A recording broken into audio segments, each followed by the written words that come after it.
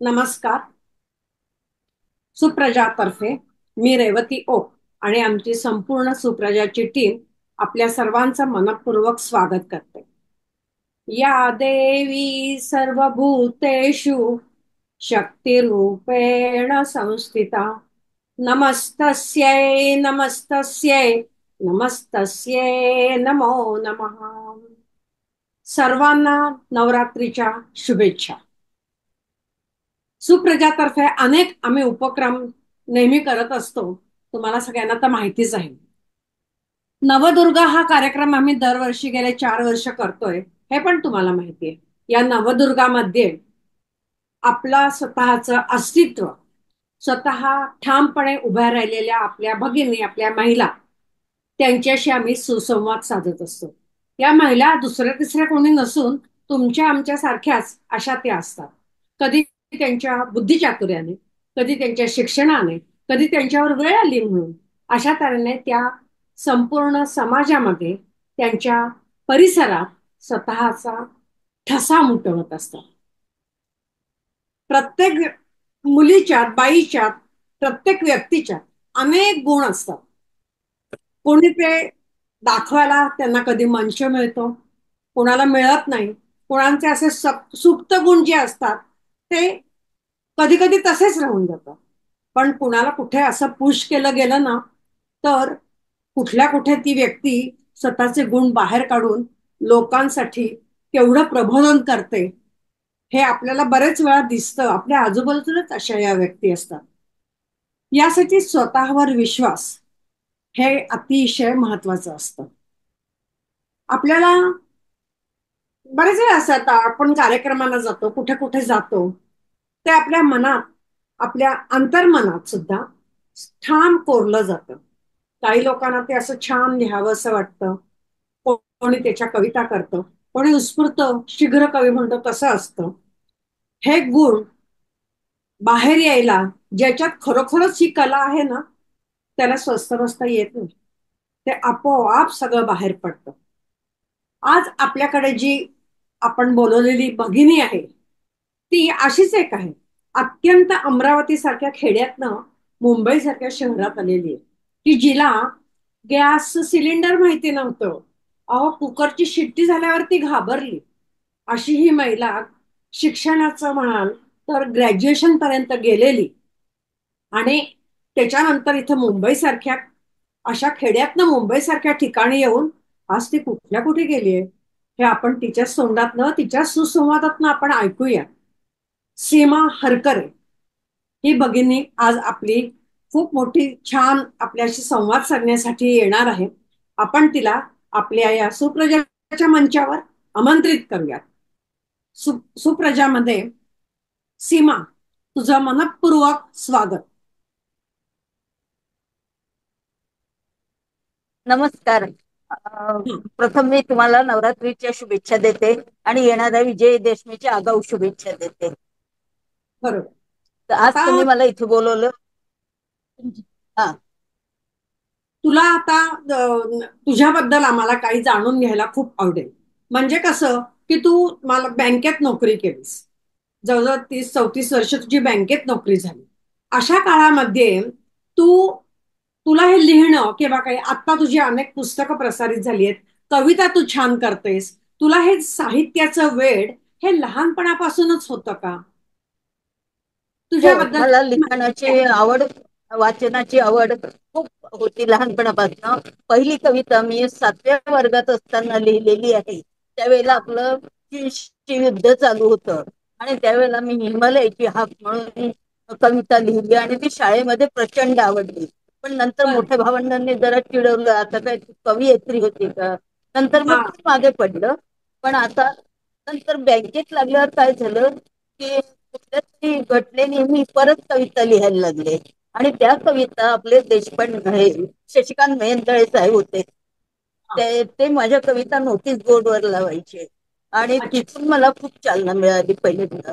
अच्छा. आणि त्या कस्टमरने वाचल्या कविता नोटीस बोर्डवरच्या आणि मला एका कवी संमेलनात चक्क बोलवलं आणि माझ्या कविता मी तिथे सादर केल्या.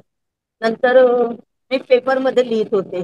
छोटे छोटे सदर असतात महाराष्ट्र टाइम्स मध्ये, तर ते पण त्यांनी छापले. आणि सर्वात मोठं जे आता जे पुस्तकं वगैरे झाले ते म्हणजे हा, साहित्य संपदाचं कृपा प्रसाद आहे. साहित्य संपदाचे मी कोविडच्या आधी सदस्य झाले 1-2 महिने. आणि मग कोविड महामारी आली, लॉकडाऊन झालं, आमच्या सारख्यांना काहीच हे नव्हतं, शेजारी येत नव्हते, बाहेर जाता येत नव्हतं. त्यावेळेला हो, आमचे जे साहित्य संपाचे सर्वे सर्व आहेत, श्री वैभव, त्यांनी खूप अच्छा. छान छान उपक्रम घेतले. बर. विश्वविक्रमी काव्य संमेलन केलं, कृष्ण बर. माझा सखा केलं कार्यक्रम केला, नंतर बऱ्याच कथाच्या स्पर्धा घेतल्या कथा लिखाणाच्या, तर त्यात मी भाग घेत होते.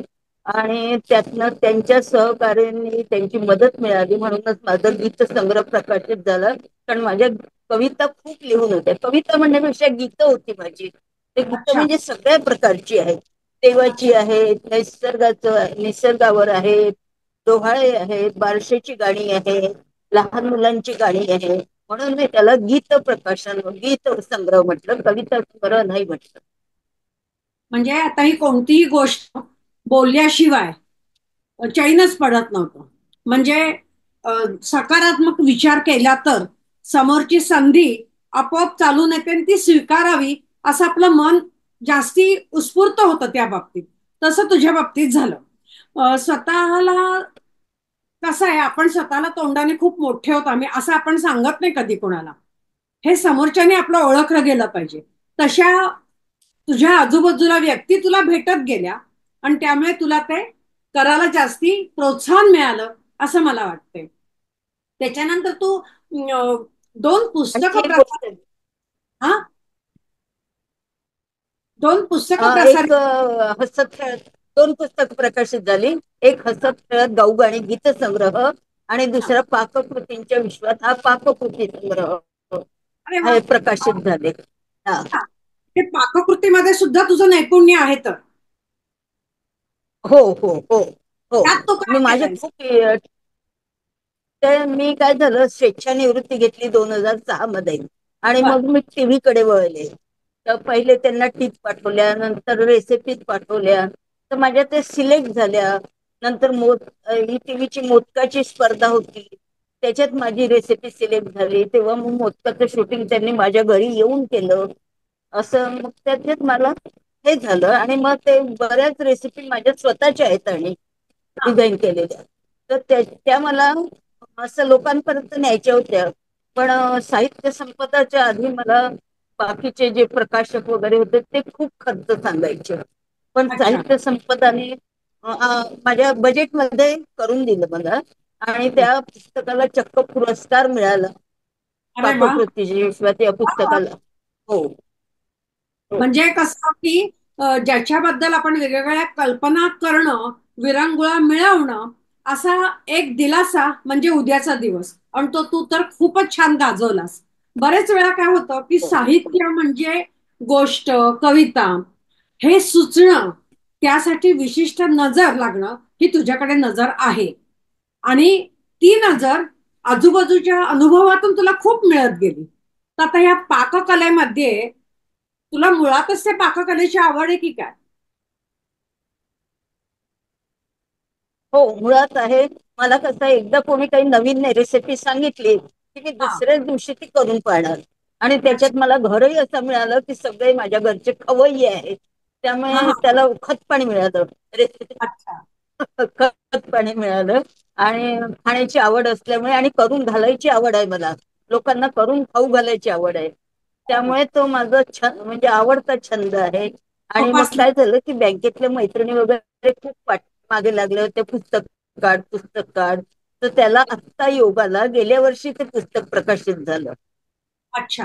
म्हणजे पाककलेचं पुस्तक प्रकाशित झालं. बरोबर. हो हो हो हा. पण टीव्हीवर वगैरे पण तुमचं काहीतरी गेलेलं आहे मला वाटतं. हो हा. हो हो. माझे पुष्कळ ती झी टीव्ही मराठी, प्रशांत दामलेंबरोबर कुकरी शो झाले, कविता अच्छा. लाड बरोबर कुकरी शो झाले, सह्याद्री वाहिनीवर झाले, पुष्कळ ठिकाणी कुकरी शो केलेत. अच्छा. बरंच झालं म्हणजे तुमचं आवड या आणि बाबतीत. माझ्या यजमानांनाही खूप आवड होती, त्यामुळे त्यांचा सपोर्ट मिळायचा मला. हा. आणि शेवटी स्वतःवरचा विश्वास आपल्याला पुढे जाण्यासाठी खूप काही प्रेरणा देतं, नाही का? ते पण मिळालं भरपूर. आता हो. साहित्याबद्दल थोडस सांगा, की तुम्ही गोष्टी लिहिता, हं. तर त्या गोष्टी सुद्धा हं. तुमच्या त्या 2 पुस्तकं प्रकाशित झाली आहेत ना?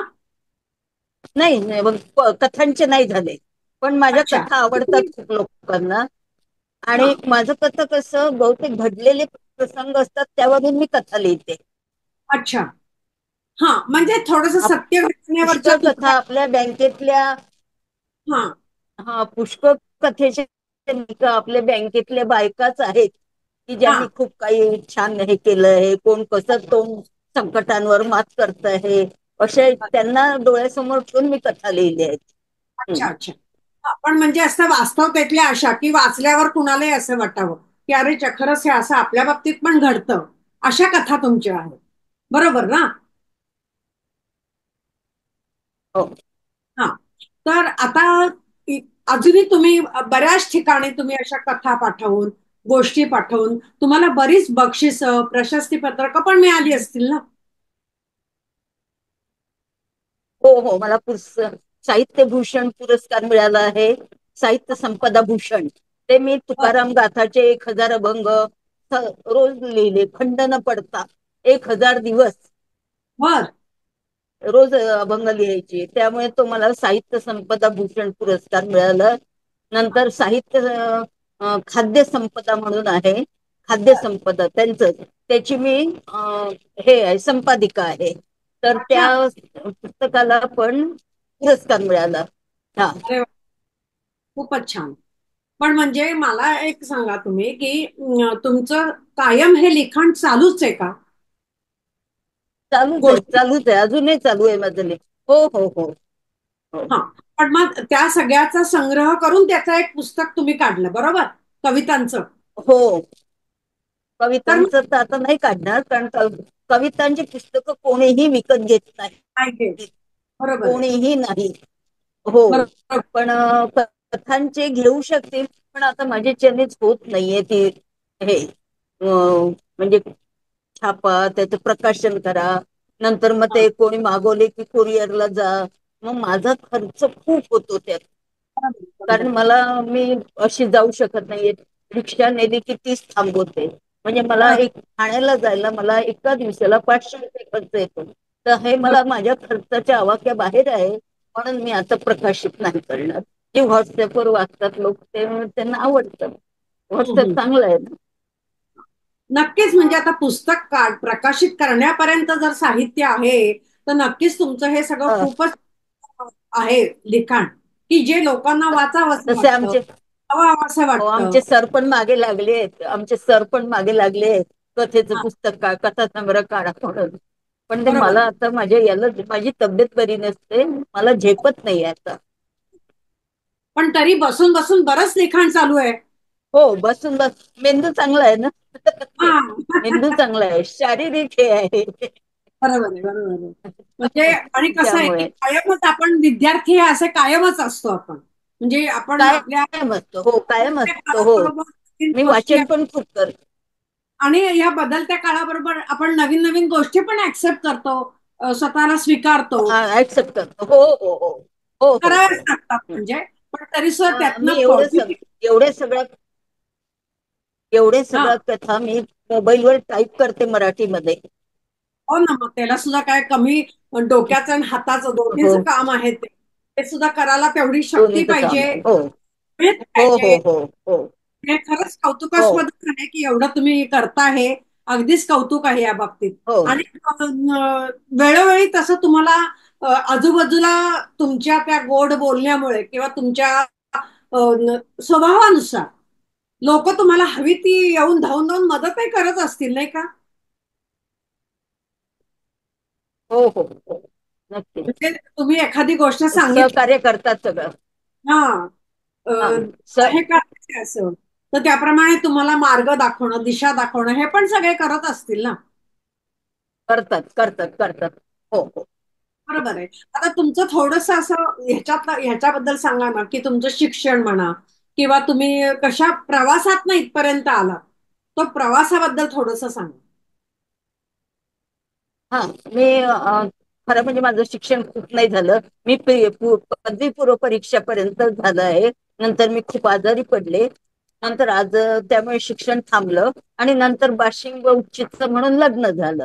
लग्न हा, झाल्यानंतर या महाकाय मुंबई नगरीत आले आणि हा, इथे मात्र माझ्या यजमानांची मला खूप चांगली साथ मिळाली. मग नोकरीची हा, गरज होती म्हणून सुरुवातीला बोर्डाच्या परीक्षेवर सुपरविजन केलं. मग काही दिवस मी इलेक्ट्रिसिटी बोर्डात नोकरीला होते आणि नंतर मग बँकेत लागले. तर बँकेत पण मी रोखपाल होते. 20 वर्ष अच्छा. रोखपालात होते. बँकेची बँकेत ना. तिजोरीच्या किल्ल्या माझ्याकडे होत्या. हा. तर दुसरी एक गोष्ट, हा आमचा कार्यक्रम नवदुर्गा म्हणून आहे. तुमच्या बाबतीत एक काहीतरी रिक्षावाल्याचा किस्सा घडला, तो जरा आम्हाला सांगा ना. मी तुम्हाला म्हणणार ना की हा, तुम रिक्षेवालाच हा एक. हो हो, ऐकायचं. तेव्हा मी दुर्गादेवीचं रूप घेतलं. दुर्गादेवी झाले. काय झालं, मी अंधेरी, आम्ही मरवला राहत होतो क्वार्टरमध्ये. अंधेरी वेस्टला संध्याकाळी काही शॉपिंग करायला गेले. येताना रिक्षा मिळेना. मग हा, कशी बशी रिक्षा मिळाली. रिक्षा चालू होत नाही. ते एक खूप वयस्कर बाई होत्या, म्हाताऱ्या. आणि त्यांच्या बरोबर 6-7 वर्षांची नात होती. त्यांना काही केले रिक्षा मिळत नव्हती हे मी बघत होते. मग मी हा, त्या बाईला मी रिक्षेत घेतलं. म्हटलं मी तुम्हाला कुठे जायचं, तर अनायसे माझ्याच वाटेवर होतं त्यांचं. मी म्हटलं हा, बसा, मी सोडते तुम्हाला. आणि त्या बाई उतरताना रिक्षेवाल्याला पैसे देत होत्या. मी म्हटलं नका देऊ, मी देते. तर त्या हा, रिक्षेवाल्याला खूप राग आला. त्याला त्यांच्याकडनं पैसे पाहिजे होते आणि माझ्याकडनं. मग मी त्याला म्हणलं तू मग मीटर टाक, इथून म्हटलं दुसरं चालू कर. तर ते हा, करायला तयार नाही. मग तो हा, खूप बडबड करायला लागला खूप. मग एकानं निर्जन म्हणजे अगदी सामसूम रस्ता होता, काळोख हा, पडलेला होता. तर तुम्हाला म्हणे इथेच उतरून देतो. तर हा, मग मी प्रसंगाचं गांभीर्य ओळखलं. त्याला खूप गोड गोड बोलले. मग मी हा, तुला सगळे पैसे त्या बाईचे देते, माझे देते, सोड. मग त्यांनी सोडलं क्वार्टर पर्यंत आणि गेट मध्ये मी माझ्या उतरले. हा, आणि जेवढे मीटर मध्ये झाले होते तेवढे तो म्हणाला त्या बाईंचे. तर म्हटलं मी वॉचमनला आवाज दिला. नशिबाने आमच्या इथे वॉचमन मिलिटरीतले होते. हा, तर ते आले. मी म्हटलं देखो भाई साहब, ये मेरे को डबल पैसे मांग रहा है. त्यांनी त्याला सरळ कॉलर धरून बाहेर ओढलं आणि मी हा. त्याला 2 चप्पल मारल्या. वा, की किती असं तुम्ही अडवणूक का करता. त्या बाई, मी त्या बाईला घेतलं ना, लिफ्ट दिली ना, की त्या तिच्या वयाकडे पाहून. हा, तर बरोबर. मग म्हणून मग त्याला तो माफी मागायला लागला आणि मग गेला. म्हणून ते असं आपल्यावर प्रसंग आलं की आपण धीट होतो. खरं म्हणजे मी तशी नाहीये, भांडणं करणारी नाही किंवा काही नाही. पण तो अन्याय मला आवडला नाही त्याचा, की त्याही बाईकडनं पैसे घ्यायचे, माझ्याहीकडनं पैसे घ्यायचे. त्यामुळे मी चिडले खूप. असा तो किस्सा होता. पण त्यानंतर मला एकही रिक्षेवाला असा भेटला नाही. उलट आता 3 रिक्षेवाले माझे देवदूत आहेत. ते मला घेऊन जातात, घरी आणून सोडतात. केव्हाही काम असतं, मला जायचं असलं की मी त्या रिक्षेवाल्यांना बोलवते, ते मला घेऊन जातात. तर जे काम असेल ते करून परत घरी आणून सोडतात. हो. बघा, सगळ्या भगिनींनी आता ऐकलाच असेल, आपला हा कार्यक्रम नवदुर्गेचा आहे. नवदुर्गा त्यावेळेला या स्वतः तशा नाहीत, पण वेळेला खरोखर अष्टवधानी होऊन कसं त्यांनी बरोबर त्या माणसाला सरळ केला, जी खरोखर आवश्यकता होती. म्हणजे त्यावेळेला कुठनं बळ आलं आणि काय केलं हे त्यांचं त्यांनाही कळलं नाही, परंतु बरोबर प्रत्येक स्त्रीने हे लक्षात ठेवलं पाहिजे की असं अन्यायाविरुद्ध पेटून उठलं पाहिजे. हे आपल्या नवदुर्गेचं खरं तर ध्येय आहे की अन्याय सहन करू नका. आज यांनी हा किस्सा सांगून आपल्या कार्यक्रमाला छान रंगतच आणली. खरं तर छान बरोबर इतकं वर्णन केलंय की तुम्ही कसं साहित्यात लिहित असाल हे तुमच्या बोलण्यातच आम्हाला कळलं. आता लहानपणी तुम्ही सांगितलं की 7वीत मी कविता केली होती. मग तसं त्या शालेय जीवनानंतर कुठे समजा अगदी नंतर तुम्ही मुंबईत सुरुवातीला आलात तेव्हा असं काही लिहावं किंवा काही करावं असं काही वाटलं का? नाही, मला तेव्हा असं इतकं कथा मी लिहू शकेल असं खरंच वाटलं नव्हतं. पण एका आमचे आडनाव बंधू होते. त्यांनी मला सांगितलं होतं नोकरी लागेस तर तू कथा वगैरे लिही, काहीतरी वेळ चांगला घालव. पण मी महिला मंडळात वगैरे जायची, तिथे काम करायचे. आणि मी म्हणलं मला कुठे कथा लिहिता येणार, पण साहित्य संपदा जशी मी जॉईन झाले तसं हा. मला कथा लिहिणं सुचायला लागलं. ते एक एक एक एक विषय देत गेले, मी लिहित गेले, आणि तेव्हा मला कळलं की मला लिहिता येतं. माझा अरे वा. आत्मविश्वास वाढला हा. आणि मी लिहायला लागलं. म्हणजे तेच आहे की स्वतःवरचा विश्वास हा आपल्याला खूप काही प्रेरणा देऊन जातो. तसं झालं. म्हणजे नुसतं हा, तुम्हाला पुश प्रेरणा केल्यावर आहे. खूप काही लिहिलं. आणि संधी दिली पाहिजे. संधी संधी मिळायला पाहिजे. संधी ते दिली पाहिजे. अगदी बरोबर संधी आहे. दिली पाहिजे. तशी अगदी मला संधी. तशी मला आपल्या वांगीकर साहेबांनी पण संधी दिली. बर. घाटकोपर ब्रँचला होते मी, तर बर. तिथे एकदा अशीच चारोळी लिहिली पण ते दुकानं बंद होती, ते कार्ड मिळत नव्हते. तर मी बर. म्हटलं काही जरूर नाही, मी लिहिते. मग त्यानंतर त्यांनी माझ्याचकडे ते काम लावलं की अच्छा. वाढदिवसाला शुभेच्छा चारोळी तुम्हीच लिहायची, कशाला पैसे खर्च करायचे. असं त्यांनी पण मला खूप संधी दिली. तेच आहे ना की संधी मिळाली. मिळाली हे आणि आता आपल्याला फडणीस साहेब खूप मला मार्गदर्शन. हा. संधी मिळणं हे फार महत्वाचं आहे. संधी मिळालेली आपल्याला कळणं महत्वाचं आहे, तरच आपण त्याचं सोनंही करू शकतो. म्हणजे म्हणतात ना तसं संधी आणि सूर्योदय ह्याच्यात खूप समानता आहे. उशिरा उठलं, उशिरा लक्षात आली संधी, तर सगळं जातं, काही हातात राहत नाही. तसं आहे की संधी मिळाली तर त्याचं शोध करायला पाहिजे.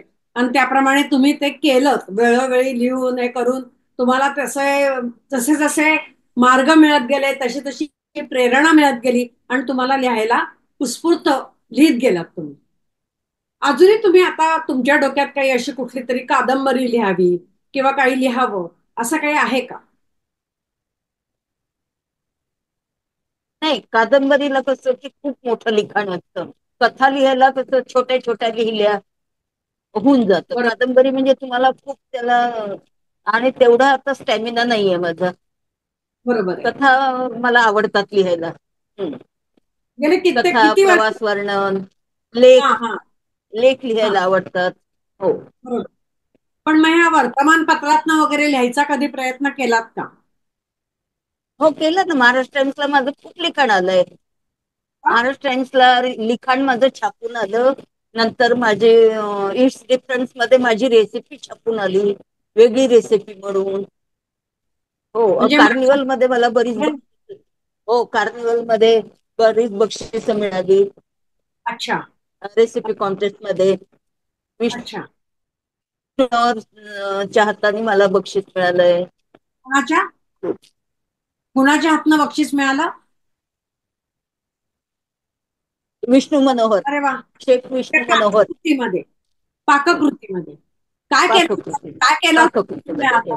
काय पदार्थ केला होता?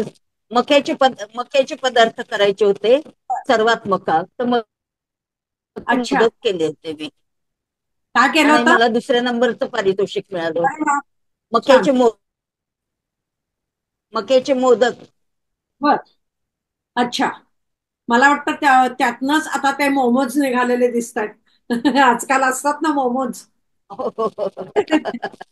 हो. आपण मोदकाला असं वरती हे करतो आणि ते असे असतात. तसाच हा, प्रकार मला ते ऐकलं. असं येतात. हा, बरोबर. हा, हा. हो. क्रिएटिव्हिटी आणि माणसाला मोदकात येते तसं येते. आणि मोदकाच्या रेसिपी मध्ये मला 10 वेळा पहिलं बक्षीस मिळालं आहे. वा. खरंच छान छान मस्त. म्हणजे आपण जे नारळाचे करतो ते मोदक उकडीचे. हो, हो, अरे. हो. उकडीचे नाही. मी थंडीचे. असे आपले काही वेगळे वेगळे.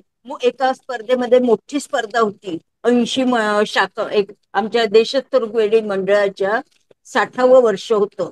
तेव्हा त्यांनी अनेक स्पर्धा घेतल्या. तर मला तिन्ही स्पर्धांमध्ये, म्हणजे रेसिपीचे आहेत तर पहिलंच मिळालं, फुलवाती करण्यामध्ये तिसरं बक्षीस मिळालं, आणि मेणबत्ती लावून चालण्यामध्ये दुसरं मिळालं. वा वा. तेव्हा मी बँकेत होते, लहान होते, म्हणजे तरुण होते. हो पण ना. रेसिपी मध्ये 80 शाखामधनं माझा पहिला नंबर आला होता. खरंच छान कौतुक. 80 मंडळामधून. खरंच छान छान. म्हणूनच ते हो. लहान आणि मोठं हे वयाचं काही बंधन कशालाही नाहीये. मी मगाशी म्हंटल ना की आपण आयुष्यभर विद्यार्थीच असतो, नाही, नाही. शिकत असतो.